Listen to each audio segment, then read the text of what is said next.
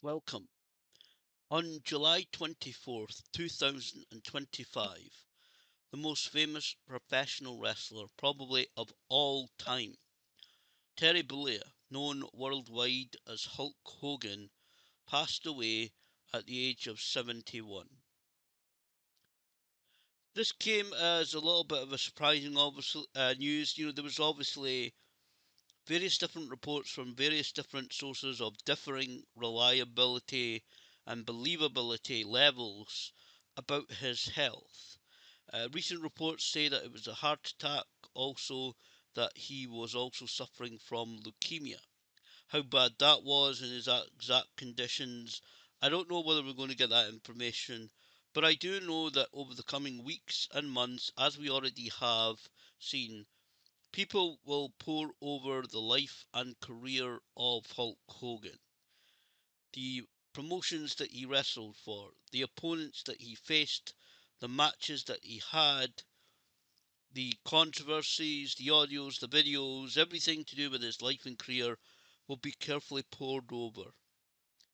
We've also seen, of course, already tribute podcasts, videos from fans like myself, or friends and close colleagues such as Eric Bischoff and Kevin Nash discussing Hulk Hogan's untimely passing. I'm not going to talk about the controversies because I'm really not the person to talk about them. But obviously, being a huge wrestling fan for over 40 years, or almost 40 years now, uh, I certainly can't do anything but do this video, talk about my thoughts about Hulk Hogan and my experiences growing up seeing him compete on TV. I never had the chance to see him in person, to talk with him, or anything like that. But Hogan is obviously, as I said, the most famous, genuinely professional wrestler of all time.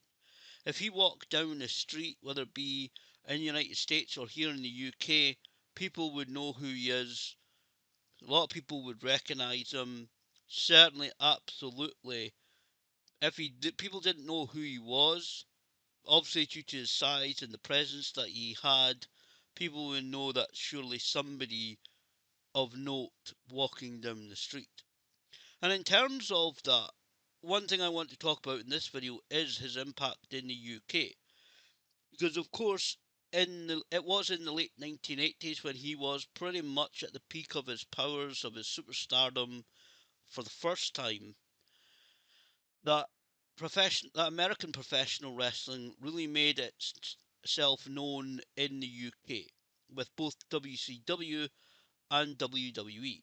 WCW was known in the UK because it was on ITV, which is the terrestrial channel 3, basically meaning, of course, that all you needed to do to watch that was to have a television and an aerial, and then you could watch WCW programming on early hours of Saturday morning, Saturday afternoon, and then the early hours of Sunday morning or midnight, around about that time, Saturday night, going into Sunday, depending on the schedule at the time. And it was shown from the late 80s till or at least late 94, early 95, because it was certainly still on ITV well after he won the title at Bash of the Beach 94, which WCW YouTube channel has recently uploaded that event. So I recommend people going back and watching if you haven't seen a lot of that stuff. Go back and watch some of it. There is limited available WCW stuff just now, unfortunately, and that's another video for another time. But certainly it was WWE in those late 80s that really grabbed the UK by the neck in terms of the popularity of professional wrestling. The glitz, the glamour, the over the top characters and action, without a doubt. And I'm a WCW fan. I've always said it, always will say it. I grew up really a WCW fan more than WWE. But absolutely, it was WWE that took the UK by the scruff of the neck when it comes to the popularity of professional wrestling. It was most, and still obviously is really, the most popular foreign promotion in terms of wrestling in the UK is and always has been WWE. Hogan, obviously, as the champion. and even really the face of the company at that time was extremely all over the publicity for WWE at that time. I do distinctly remember that. Whether you were going into a video hire shop that we used to do to rent out movies and stuff sometimes, and or even go to a video shop generally. Obviously, Hogan was on the video cassette covers at that time, or his name was printed on it. And it was the same with like magazines and newspapers, ignoring wrestling magazines and WWE magazines and stuff like that. If it was kind of a general media talking about professional wrestling, more than likely they were talking about WWE, and more than likely Hogan was either being interviewed, they talked about or mentioned Hogan in the article, or if I do remember, I can't remember what it was about, but certainly uh, there was one article where weirdly Hogan wasn't mentioned, but there was a small square picture of him in the middle of the article. So Hogan, obviously, again, the champion for most of the time around the title scene a lot. He was definitely very much front and center of any WWE publicity in those times, obviously, as you would kind of expect. Again, face of the company and everything like that. Growing up, as said, WCW fan. I kind of was a little bit, honestly, a little bit concerned when it was announced in 1994 that he was joining WCW.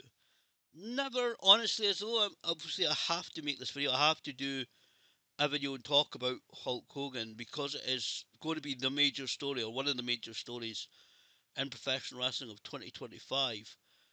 And it is a major, major event in professional wrestling. Well, regardless what you think of the man, Terry Bollea, what he's done and everything like that, and his political leanings, I was honestly never a huge fan of Hogan. He was never my guy. I know, as much as it might sound like it, he was never really my guy. It's kind of like, I think, the way that I never took to John Cena, who is playing an interesting card recently on SmackDown as I record this. I never really was a huge fan of Hogan because he would have his typical match of being beat up by the heel, and then he would make his comeback. And I'll talk about legacy in a minute, short in a while anyway. When I get to the end of this video, one of the legacies that I think will absolutely be a part of his will be the hulking up. That was around before Hogan. The kind of not as the way that he did it, but that kind of rushing of adrenaline from the babyface or even the heel. Sometimes I'm sure that I'm going to get back in the fight and I'm going to really take it to you. I think guys like Jerry Lawler and other people I think did it.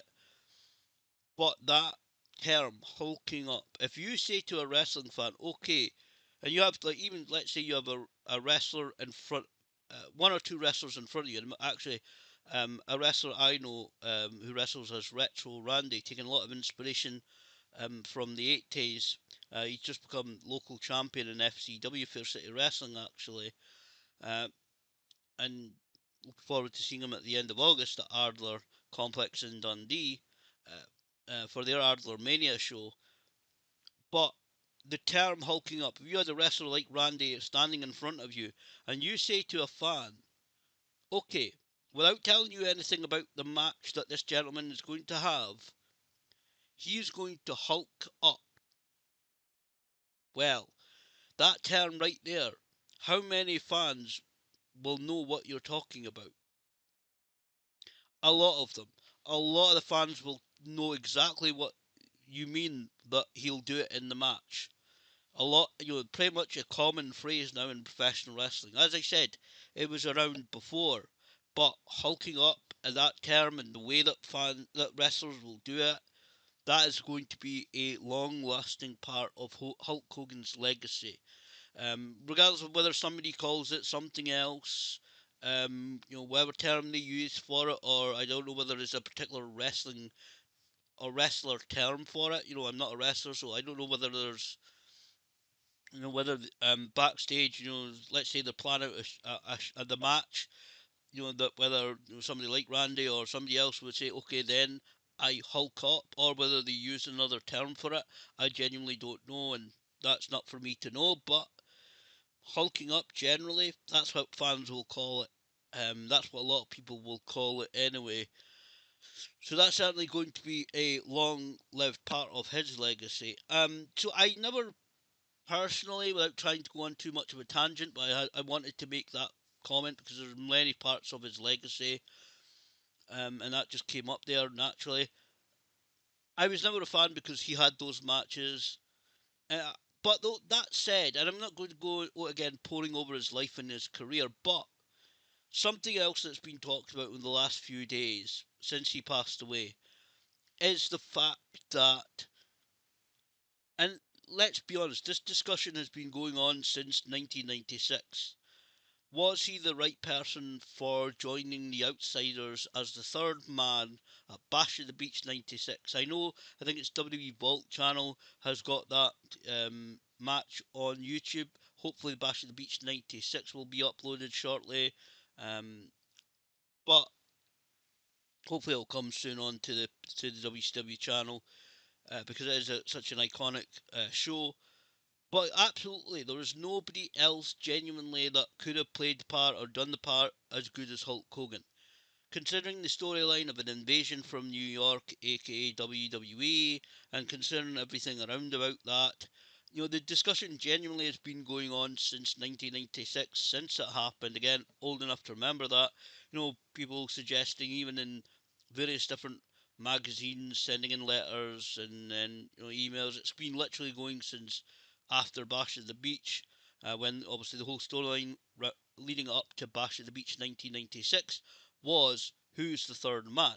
And people would say, oh, it's going to be Sting, it's going to be Savage, it's going to be, I don't know, Vader, or it's going to be, whoever it could be in the professional wrestling world, even if they were under WWE contract, which I think Vader was at the time, or Ric Flair, or whoever, people would throw out names, or maybe it could have been that, or it was rumoured to be Sting, or which I was obviously considered to be Sting. We know that nowadays.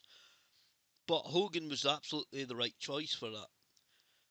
I have to completely agree with the late Taskmaster, Kevin Sullivan. I'm sure Hogan was really unsure about doing it. I'm sure he was, but let's be honest. He had stalled quite a bit in WCW. The popularity wasn't really there since even around about 91, 92. Fans were he was not as popular as he was. And saying that, again, another comment that I really want to mention as well that's said, has been said since his passing. A couple of my friends also said it on, I think it was Sean and stuff, a couple of John, I think it was. Yeah, Sean and John, I think two of them at least, said it on Facebook. You genuinely cannot really understate how popular Hogan was once the NWO stuff kicked off. That was really a renaissance of his popularity. It really was, him coming back to real popularity. Again, if you've got WCW stuff, if you've got on VHS or you've got, those pirate DVDs or whatever it is, you can sit down and watch. You see the reaction that he gets. He was immensely popular. Again, kind of difficult to judge in terms of celebrity status in America, but obviously you have people like Carl Malone, no relation, Dennis Rodman, Jay Leno, huge names in America at that time being involved in WCW, and the reaction Hogan would get. And you've got to give Hogan credit. He really went into it. He was never playing the reluctant heel. Yes, Scott Hall and Kevin Nash were the cool bad guys at the time, which was kind of in vogue. Guys like Stone Cold Steve Austin, The Rock, etc. That was very much a different era. It's amazing era. But Hogan went all in with it. Went into being Hollywood Hogan and the likes and everything that he did. Um, yeah, obviously we've heard the reports, over the years. Both Nash and Hall have said it that Hogan would kind of cut his old typical kind of promo when they were doing the black and white studio stuff that you see them in WCW programming, talking about whatever's going on, and they would take the footage and they would cut it so Hogan's bits were a little bit more succinct and a little bit more to the point than him rambling on and cutting his kind of old traditional promo. But hugely popular, right person for it, only person that could have done it. And obviously, I'm sure Hogan must have been really glad that that came along because he was an instrumental part in it. There were many feelings of WCW. Obviously, many people talked about it. Documentaries have been made about it, even recently. But yeah, Hogan in WCW turned out to be a good thing and a bad thing for the company, obviously, where it headed. But yeah, that, and I think that's one of the legacies as well, trying to get to it, is with Hogan. Is, you know, that he really contributed to professional wrestling in a major, major way. Again, more, probably one of, if not the most famous professional wrestler, movies, TV shows. In fact, one of the three, I think it's Pluto actually, it's called, in the UK has a couple of his movies on there. I don't know whether it's timing. I genuinely hadn't checked that, and Tubi or Tubi TV, whatever its name is. I hadn't checked them in a couple of months. There was one of them I think that had some series that he was in. That might still be on there. I think that was Tubi. But certainly on Pluto, there's a couple of was it Assault on Snake Mountain? I think it is called, and I think it's the sequel as well as on there. Something Snake Mountain, I think. But certainly, Hogan had lot of open doors. I don't honestly think that we will get that biography film that was going to be made. I don't personally think it was going to be particularly brilliant anyway.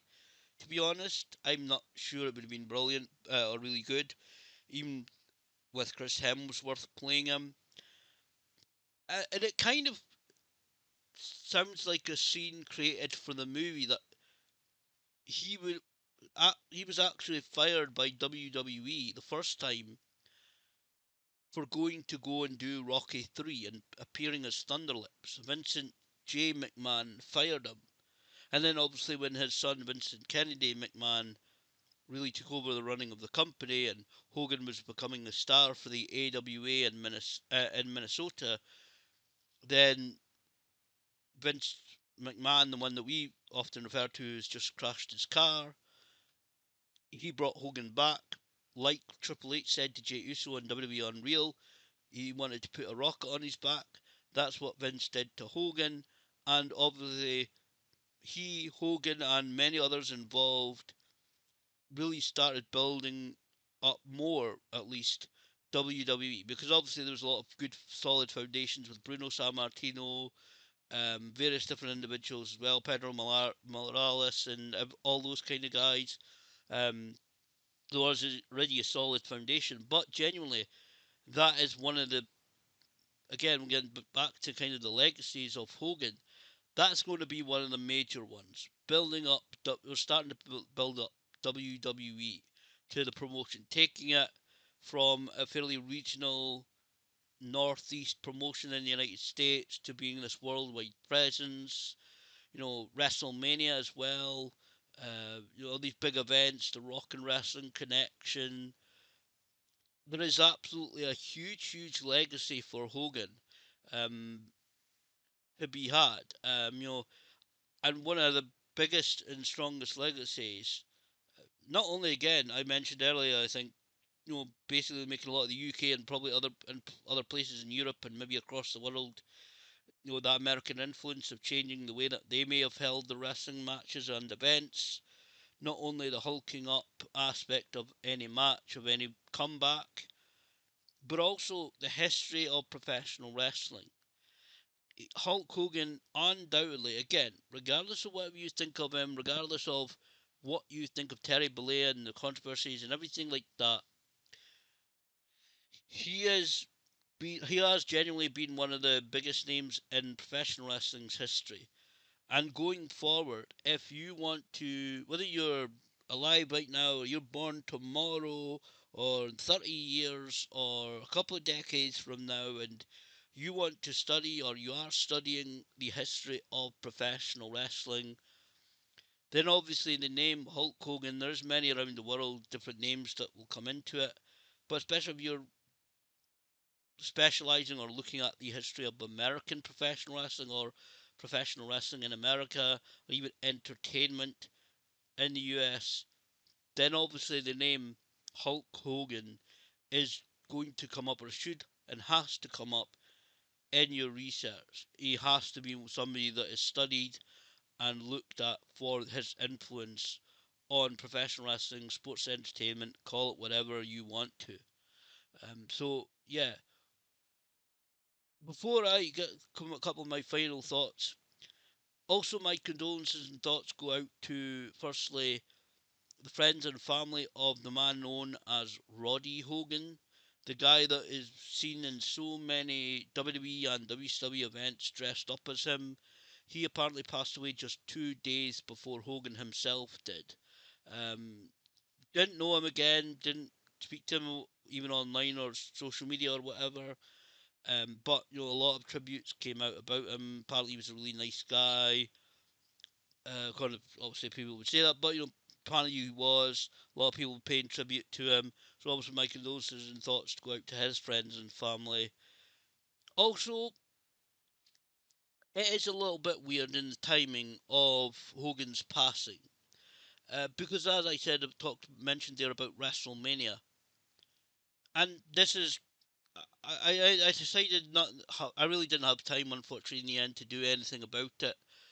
But obviously, Hogan's passing on July 24th, and in terms of the up what was the upcoming anniversary at the time, he passed away just a week before the 10th anniversary of the passing of Rowdy Roddy Piper, one of my personal favourites, a guy who I had the pleasure of stepping into the ring with one time. I've told that story too many times, um, but you know that is just a kind of a weird coincidence, I guess, because those two guys will always be mentioned. They had a great rivalry in both WWE and WCW. They had always a bit of personal animosity between them two, even in their later years.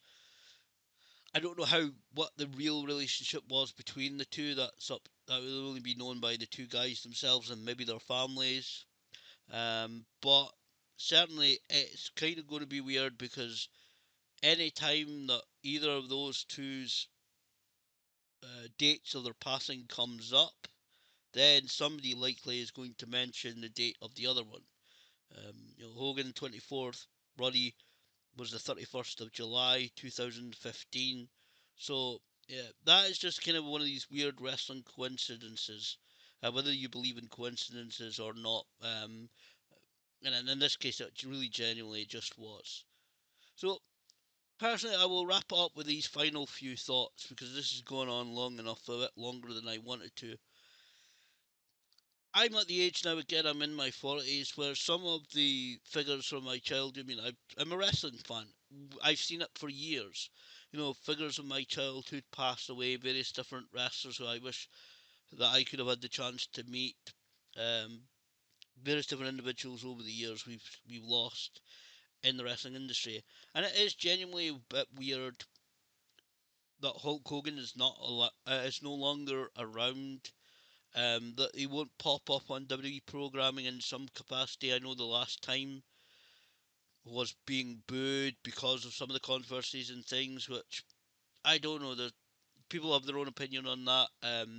It's kind of sad. No, I guess nowadays that his very last appearance he was booed and not thought of as much, and maybe some of it's deserving. Again, I'm not really the person to really comment on some of it, but it is weird that we're now in a world where Hulk Hogan is no longer around, especially considering again next year is the 25th anniversary of the closing of World Championship Wrestling. So for him, I don't know whether he's ever interviewed for anything for that. I would love to see a program or something about it. I know there's a fairly recent kind of Monday Night War series, but kind of something about the memories of working in WCW and WCW as a whole. I would love WWE to do something in that regard to mark the 25th anniversary of WCW's closing in March 2001. So yeah, as I said, genuinely, it's sad that Hogan's no longer around. I know a lot of the tribute companies, I'm sure, regardless of their thought, will pay tribute to him over the weekends since his passing. 10 bell salute and all that. Some of them will, some of them won't. And that's up to the organisers and the promoters themselves whether they do or not. Um, but yeah, Hogan, as I said, was a huge, huge name in the world of professional wrestling. He will definitely be one that will always be remembered, always be noted, and I genuinely hope that in the future, if they're going to, I don't know who's going to be in charge. There seems to be various different things about the will, and I don't know who's going to control the rights to the characters and the things about his estate, trademarks and copyrights and things like that. I would really hope that anybody, whoever has control of it, if they're going to try and make money from it going forward and treat it respectfully and treat Hogan, the Hogan character at least, the Hulk Hogan character, as a hero, as a power for good, encouraging, I don't know, kids to stay in school, to take their vitamins, say their prayers, drink their milk, all of that kind of good stuff. But yeah, as I said, Hulk Hogan passed away at the age of 71. Sad to see, and again, definitely, if you are looking at the history of professional wrestling, especially the Attitude Era, the Monday Night Wars, even before then, Hulk Hogan, people talk about the Mount Rushmore of wrestling and all that kind of stuff. Hogan will always, forever be in the running for that, and he will always, definitely, be a huge part of the legacy of professional wrestling, no matter what company you're talking about, no matter where in the world that company is. Hulk Hogan and professional wrestling will never be separated.